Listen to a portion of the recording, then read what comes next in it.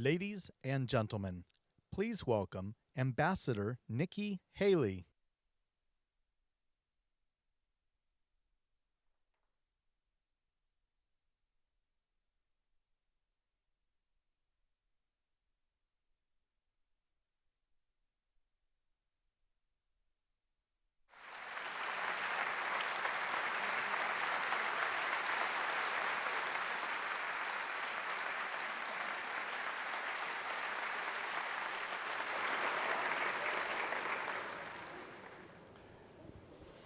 Good evening, everyone. My name is John Heubusch, and I have the honor of being the Executive Director of the Ronald Reagan Presidential Foundation and Institute. Welcome to all of you this evening. Thank you so much for coming. In honor of our men and women in uniform who protect and defend our freedoms around the world, if you please stand and join me for the Pledge of Allegiance. I pledge allegiance to the flag of the United States of America and to the republic for which it stands, one nation, under God, indivisible, with liberty and justice for all. Please be seated.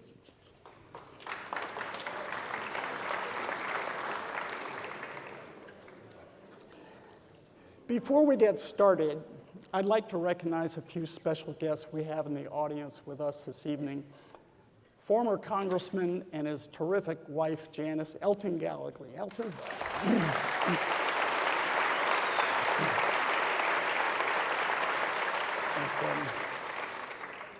Our second special guest with us tonight is a member of our Board of Trustees. For those of you who have had the chance to work with him, you know he is no stranger to civic duty. Gerry Parksy has been called into public service by 5 United States presidents. He has served as the Assistant Secretary under President Nixon and Ford at Treasury, a member of President Reagan's Council on Productivity, a member of President George H.W. Bush's Export Council, and as a member of President George W. Bush's Commission to Strengthen Social Security.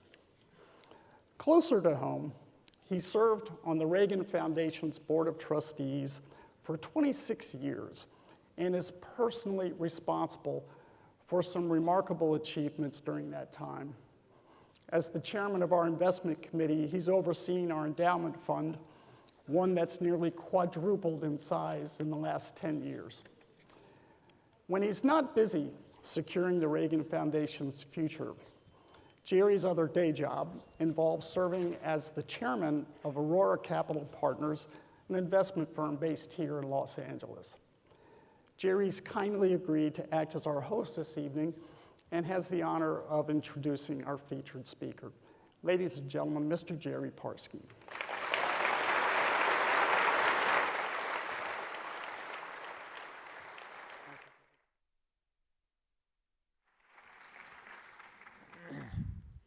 Thank you very much.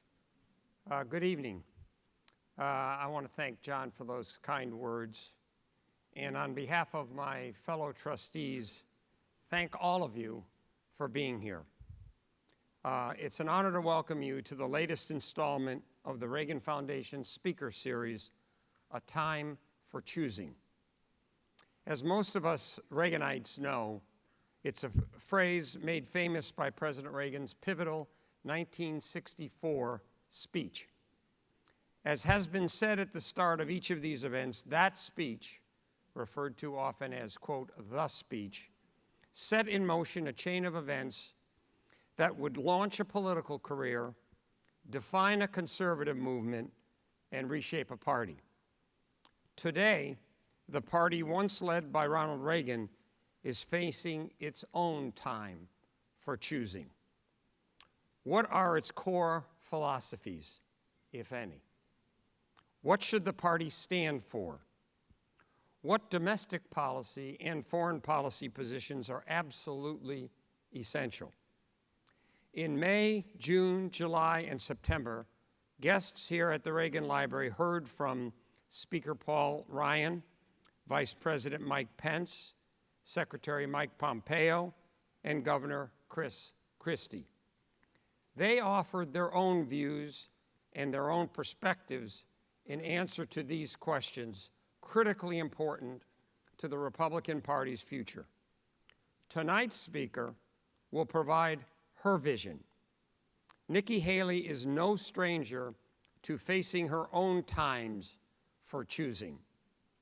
Whether to challenge an incumbent in her own party to launch a political career, how to lead through tragedy and bring down a flag in order to lift up a state, how to confront enemies of freedom on the world stage with trademark grit and grace, and when to step down from a diplomatic post where the ambassador led so capably, and when to take issue as a matter of principle with anyone. With that experience, it's only natural so many Republicans are looking to Ambassador Nikki Haley for direction. After all, it's a rare political figure who can win widespread praise for experience in both domestic policy and foreign relations. So we're honored to have her here with us. I dare say this speaker series would be incomplete without her. Of course, while we all hope tonight's speech may give us some insight into the ambassador's next steps,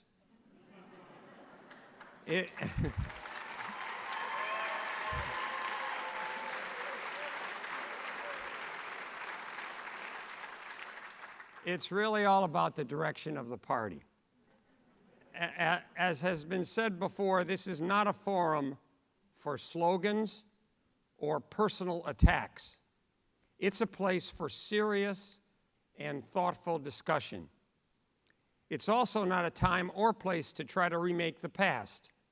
President Reagan believed in the future, and upholding his legacy means always looking to tomorrow, not longing for yesterday. As he said in the speech, quote, "You and I are told increasingly we have to choose between left or right. Well, I would suggest," he said, "there's no such thing as left or right. There's only an up or a down." So what will the Republican Party look like tomorrow, next year, or next decade in order to go up? Ladies and gentlemen, please welcome Ambassador Nikki Haley.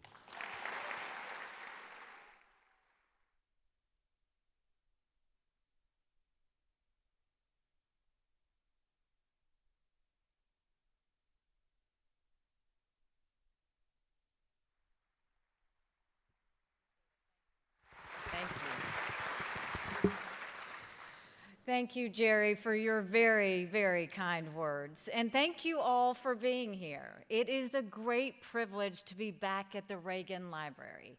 This is truly an incredible place and a most fitting tribute for our 40th president. Ronald Reagan's life and leadership provide so many important lessons for our country. I wish every American could visit this library and learn from it, especially right now, in this extremely challenging time. It has become fashionable in some circles, even in some conservative ones, to dismiss the relevance of Ronald Reagan. They say we must move beyond Reaganism. The times have changed, they said, and it's only right to change with them. Well, of course it's true that every era has its unique challenges. No period in history provides an exact map for today, but dismissing the lessons of Reagan makes no more sense than dismissing the lessons of Lincoln or Washington. We must not reject the profound wisdom of our past, because it would be a sure way to destroy our future. And it turns out there's a great deal of similarity between Reagan's time and ours. History isn't exactly repeating, but it is rhyming. Think about it. Growing inflation, runaway federal spending and debt, rampant crime in our cities, radical leftists running our universities, radical Islamists holding Americans hostage, an evil communist empire aggressively spreading its influence in the world. Am I talking about 1980? Or am I talking about today? The answer is both. Many of the biggest challenges of our time look an awful lot like the ones Reagan faced. Our 40th president saw things clearly. He saw that America faced an existential threat. He knew that victory in the Cold War and success at home depended on rebuilding our national strength and restoring confidence in the American cause. He did just that, and we know what happened. He rallied the American people to beat communism and preserve freedom. He brought America to new heights of prosperity and opportunity. More than anything, Ronald Reagan renewed our will to compete and win, and that made all the difference. America is once again in a life or death struggle. In 1981, we were up against the Soviet Union. In 2021, we face a series of enemies who want to destroy us. Islamic terrorists, Iran, Russia, Communist China. They all want to harm America. They all want to drive freedom from the earth. And they all increasingly have the capacity and the will to attempt to do it. I saw this threat plainly at the United Nations. No, the UN is a place where diplomats from all over the world gather and exchange pleasantries. Socializing is encouraged and confrontation is discouraged. On the surface, everyone plays nice. But just underneath the surface, it's a very different story, a very ugly story. At the United Nations and in the world at large, the unfree countries outnumber the free countries. They do truly evil things and get away with it. When it's time to vote and condemn them, a majority of the world usually takes their side. It sickens me to think about what those countries do and how many times the United Nations refused to hold them accountable. In Syria, a brutal murderer uses chemical weapons against women and children. In North Korea, a tyrant expands his nuclear arsenal while starving his very own people. In Iran, theocratic lunatics are building their own nuclear arsenal and bankrolling terrorists. In Venezuela, a socialist dictator crushes freedom and tortures protesters. And in China, the Communist Party is guilty of genocide, a genocide that is happening right now at this very hour.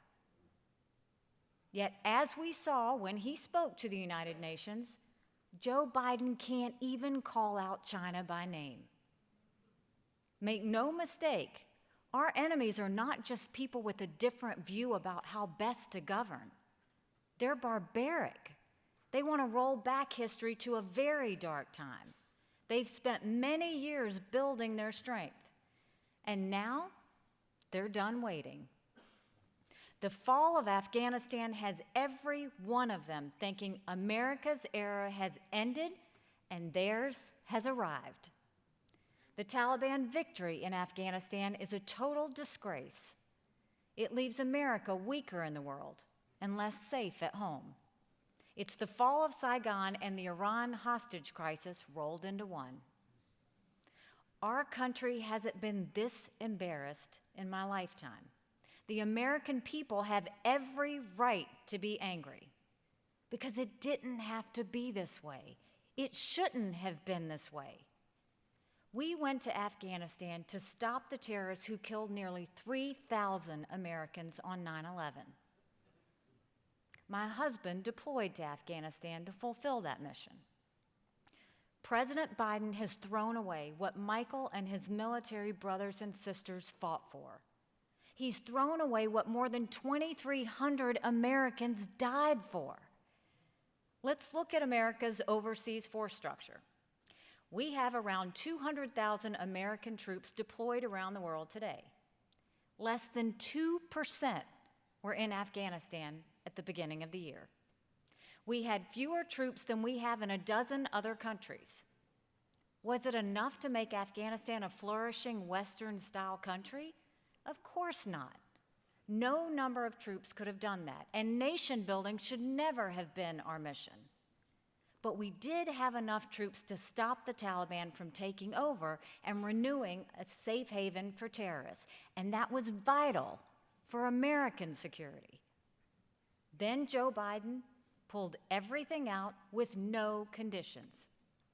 Our worst fears were realized within days. Everyone saw it coming, except the president, who promised it would never happen. Where I come from, that's a fireable offense. Now the Taliban is back in power. Their flag is flying over our embassy. Last time they gave al-Qaeda free rein to plot attacks on America. This time will be no different. Al-Qaeda is still in Afghanistan with the Taliban's blessing. You can bet they're hatching plans to attack us. That's who they are. That's what they do. Thinking otherwise is naive and dangerous. America is in greater danger today than we were just 3 months ago. Joe Biden thinks retreat is a sign of strength. He doesn't even realize that his actions have told the world that America is too weak to stand up for itself. The consequences of this failure are echoing across the world. Now, there are not one, but two radical Islamic regimes in the world, Afghanistan and Iran. They are different in some ways, but they are united in their hatred for America. And because of this administration's policies, they are both gaining strength and determination. You can bet they will push their advantages because Joe Biden has proven he will fold. Russia is happy too. Vladimir Putin is thinking about how he can swallow more of Ukraine and perhaps other neighbors, and he's pocketing the president's foolish concession on Nord Stream 2. The media relentlessly and falsely called Donald Trump a Russian stooge. In 8 months in office, Joe Biden has done more to improve Russia's economic and strategic standing than Trump ever did. It's disgraceful. And then there's the worst threat of all, Communist China. Beijing now sees the biggest opening it's ever had. Taiwan is directly in its crosshairs. But it's not just Taiwan. Japan, South Korea, India, Australia, they're all starting to wonder if they stand alone. They too are wondering if the American era is over. It matters if our enemies think America won't protect our friends and our allies. It matters even more if they think we won't protect ourselves and our way of life. That's exactly what China, Russia, and the Islamic terrorists believe right now. We're in a clash of civilizations, and the bad guys think the good guys lack the will to win. That perception is very dangerous for America and for the free world. Our enemies have always hoped this day would come. They know from history that when America retreats, freedom falters. But I also saw at the United Nations that when America steps up, our enemies step back. The barbarians of the world fear nothing more than a confident and strong United States with the courage of our convictions. The most important mission of our time is to stop our national self-loathing and to regain our courage and renew our convictions.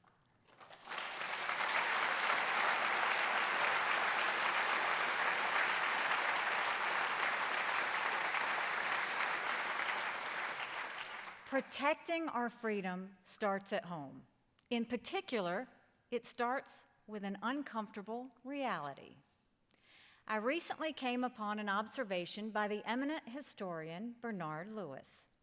He said, quote, "The Roman Empire and the medieval Islamic Empire were not conquered by more civilized peoples.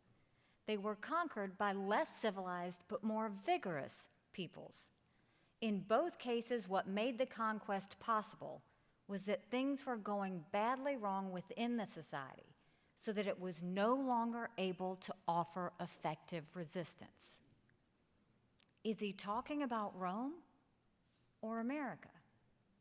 Have things gotten so badly wrong in our society that we are unable to resist the forces of evil? For many Americans, the answer would be yes. A large portion of our people are plagued by self-doubt or even by hatred of America. It's a pandemic much more damaging than any virus. Every day, more people think living in the land of the free is a curse, not a blessing. You hear it on the news. You read it on social media and in school curricula. You see it in rage and riots on our streets. Nowadays, we're told our founding principles are tools of oppression. We're told the world's freest and most prosperous country is no better than any other. In fact, we're told it's worse. Well, if that's the case, why did so many Haitians gather under the bridge in Texas last month?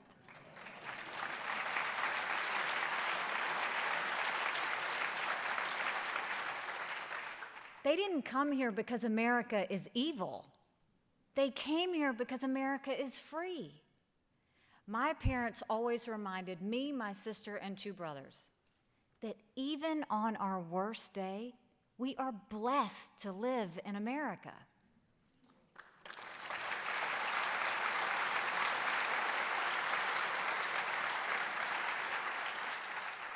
This plague of self-doubt is not new. It existed in Reagan's time. Jimmy Carter spoke of a national malaise. But it's much worse now. The America doubters are even more powerful than ever. They've captured the school classroom, the corporate boardroom, the media green room, and the back rooms of government.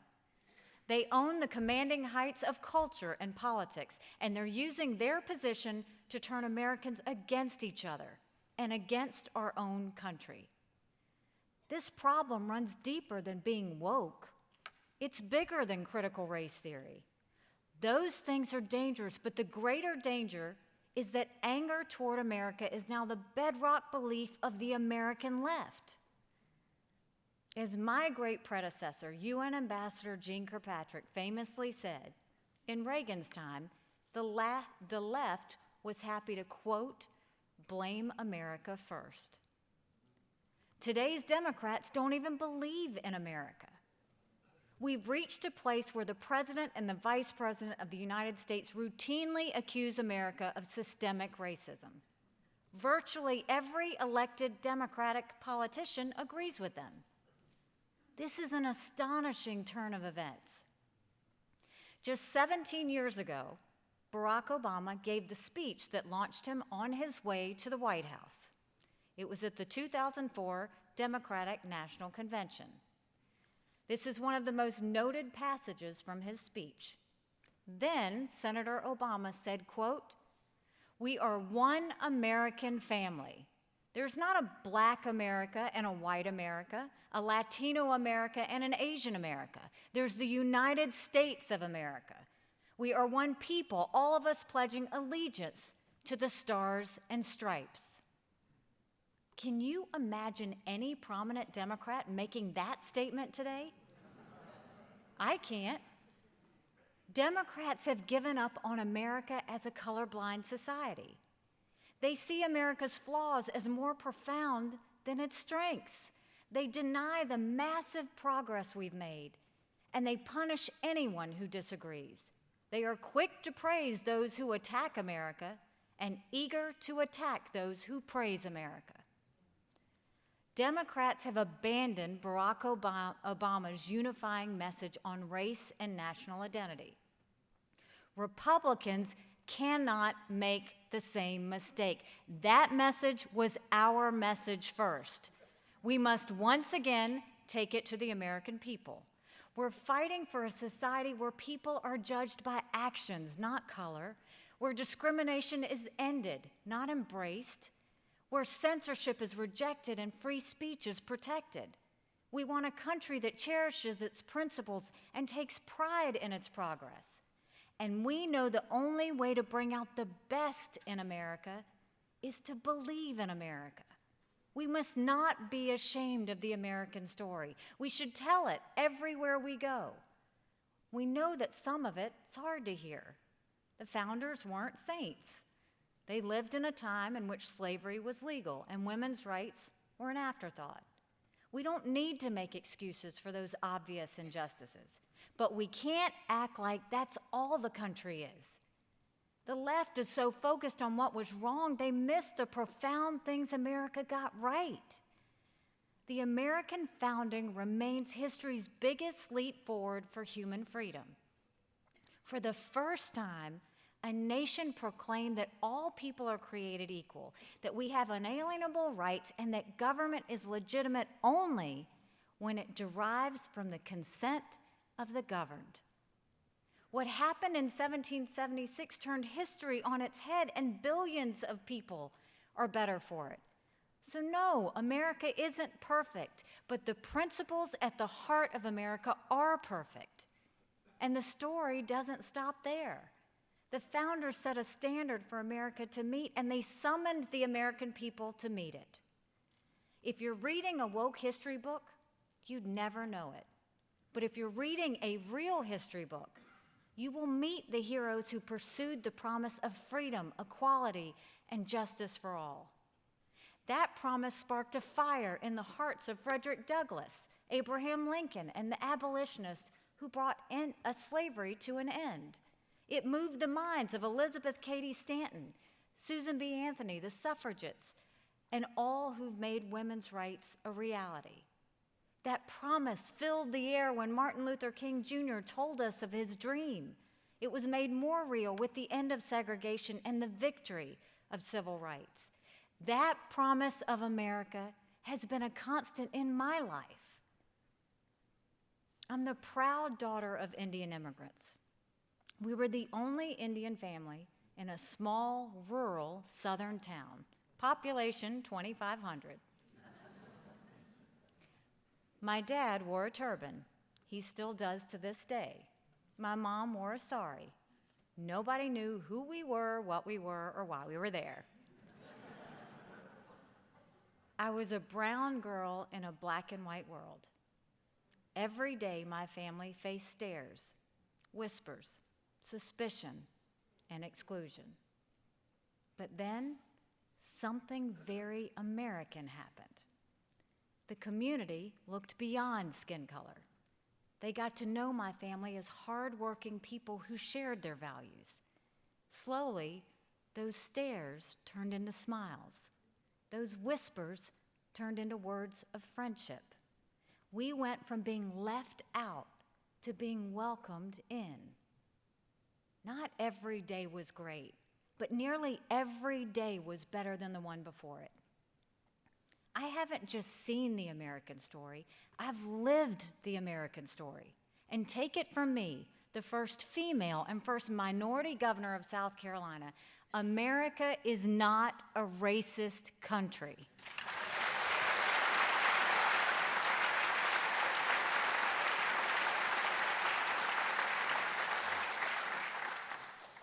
This is a story Republicans should tell, and it's a story Republicans should finish.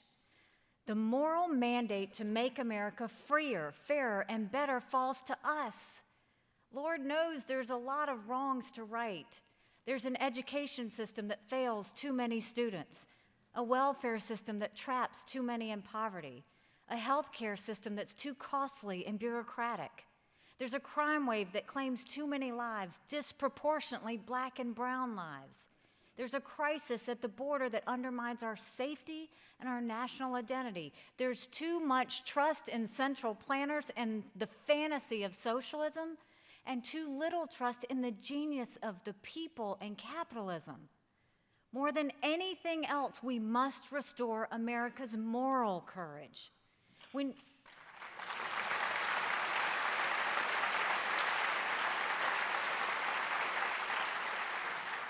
We need the confidence that our cause is just and our principles are true. If we lose that, we lose everything. We won't have the will to win the fight between freedom and tyranny. America will destroy itself from the inside, and our enemies won't even have to lift a finger. Now is the time to remind our fellow citizens that America deserves our hard work and our love. Students need to hear that message. Businesses need to hear it. And we should take that message to communities where Republicans don't go nearly enough. We cannot ignore minorities and women.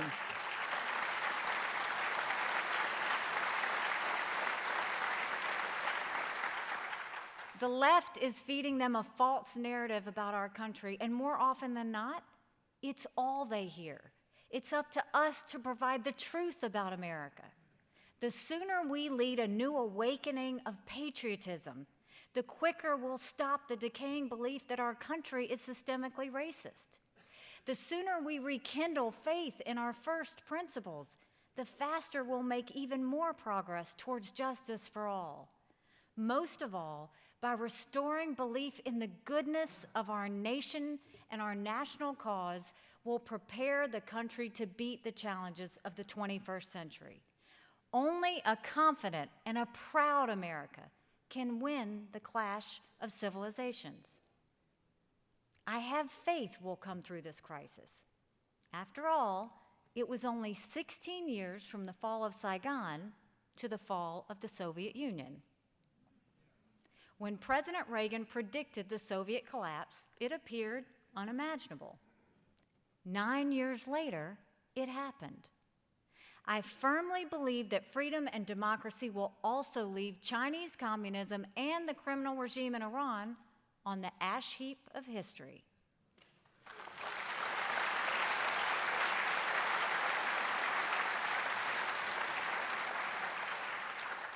And when I look to the American future, I see what others don't see, and I marvel at it. I see a country proud of its principles and its place in the world, a free people at peace with each other and protecting our values, a culture shining as a beacon for all to see. Today, that vision seems impossible, but it's not just my vision. It's what Abraham Lincoln meant when he called for a new birth of freedom during another terrible time in our nation. It's what Ronald Reagan had in mind when he called us the last best hope of earth, the last best hope of man on earth at another time of great division in our country. Like them, we are called to bring out the best of our country and summon the best of our people. And like them, I know we'll succeed, no matter how hard it may seem right now. There are those who see America's glory days as behind us, but I don't believe that. How could I, after all I've seen? As a brown girl growing up in a small southern town, I saw the promise of America unfold before me. As governor of South Carolina, I saw our state move beyond hate and violence and unite to take down a flag that did not belong at our state capitol.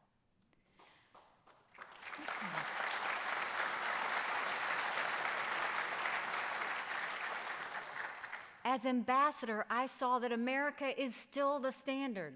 When we lead, the world follows. When we speak, the world listens. What we are, the world wants. I was reminded of America's special role every day at the United Nations. But one day stands out among the rest.